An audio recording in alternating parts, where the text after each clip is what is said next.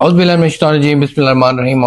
भाई कासिम सजाद के साथ आपकी खिदमत में हाजिर। आज का हमारा टॉपिक बहुत अहम है और वो आपके सवालात पर ही मुश्तमिल है, जिसमें आपने ये सवाल किया कि खाता शरीक में बहुत सारे खाता शरीक होते हैं, क्या बंटवारे के बगैर, क्या तकसीम के बगैर हम स्टे भी ले सकते हैं? क्या बंटवारे और तकसीम के बगैर क्या हम कोई मखसूस खसरा आगे भेज सकते हैं? क्या बंटवारा और तकसीम के बगैर मखसूस खसरे के अलावा भी हम अपनी ज़मीन बेच सकते हैं कि नहीं? तो ये वीडियो आपने आखिर तक देखनी है अगर आप किसी के खाता शरीक हैं। अगर आप किसी के खाता शरीक नहीं भी हैं तो वहाँ भी आपके ये मामलात हो सकते हैं। कुछ लोग कहते हैं कि ये प्रॉपर्टी जो है हमारी खाता आपके खाते में आती है, तो ये भी बड़ी अहम बात है।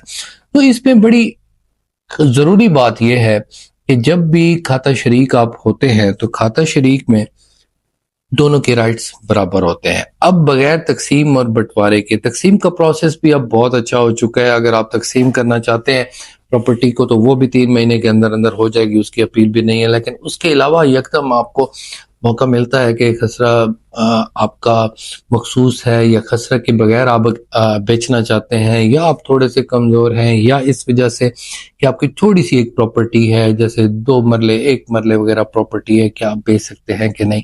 तो इस आप बेच सकते हैं। सुप्रीम कोर्ट ने ये क्लियर कट कहा है कि इसका ये मतलब नहीं है कि खाता शरीक अगर हो तो वो आगे प्रॉपर्टी नहीं बेच सकता, वो मखसूस खसरा भी किसी किसी हालात में बेच सकता है। अब तो ग्रीन सर्टिफिकेट आ गई है और वहां पर भी ये मामलात आएंगे कि खाता शरीक हैं तो मामलात क्लियर होंगे कि खाता शरीक के बावजूद भी किसी की प्रॉपर्टी अपने कब्जे के मुताबिक है तो फिर उसका कोई प्रॉब्लम नहीं है। इस ये ज़रूरी नहीं है कि खाता शरीक अगर बन जाते हैं तो उसको जलील और ख्वार कर दिया जाए और बड़े खाता शरीक जो हैं वो अपनी मर्जी का काम कर लें। सिर्फ खाता शरीक का मकसद ये है कि हर किसी के अपने बराबर के राइट्स हों। उस वक्त जब वो लोग मौजूद थे सारे, अगर किसी ने बेचनी शुरू कर दी है और उस तकसीम में वो शामिल नहीं हुआ, वो तकसीम जो ऑलरेडी मौजूद थी और उसने उसको चैलेंज नहीं किया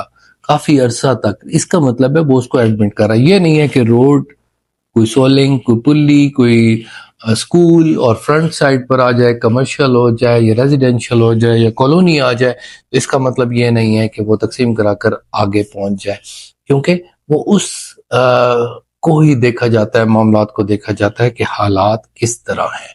तो आप अगर बेचना चाहते हैं तो आप उसको बेच सकते हैं। कुछ लोग फौरी तौर पर स्टे लेते हैं दावा हुक्म इम्तनाई करके, लेकिन दावा हुक्म इम्तनाई में वो स्टे कभी भी ना लें और ना ही वो पूरा हो सकता है, ना ही वो आगे चल सकता है, क्योंकि इसमें क्लियर है कि हुक्म इम्तनाई का अगर दावा है तो वो आगे नहीं चल सकता। लेकिन हुक्म इम्तनाई की एक कंडीशन वहां पर भी सुप्रीम कोर्ट की अथॉरिटी के मुताबिक है कि आप खाता शरीक पर भी किसी न किसी सूरत में दावा कर सकते हो, लेकिन अगर आप वो मखसूस खसरे का स्टे नहीं होगा लेकिन आपके प्रॉपर्टी के राइट्स जो हैं वो इन्फ्रिंज ना हो तो आप उसको स्टे ले सकते हैं और ये भी कह सकते हैं कि ये जो मेरी प्रॉपर्टी है, अब मिसाल के तौर पर उस प्रॉपर्टी पर दूसरा बंदा कब्जा करने की कोशिश कर रहा है तो स्टे उसमें हो सकता है। सिर्फ ये नहीं होता कि मखसूस खसरे आगे ना भेजे जाए।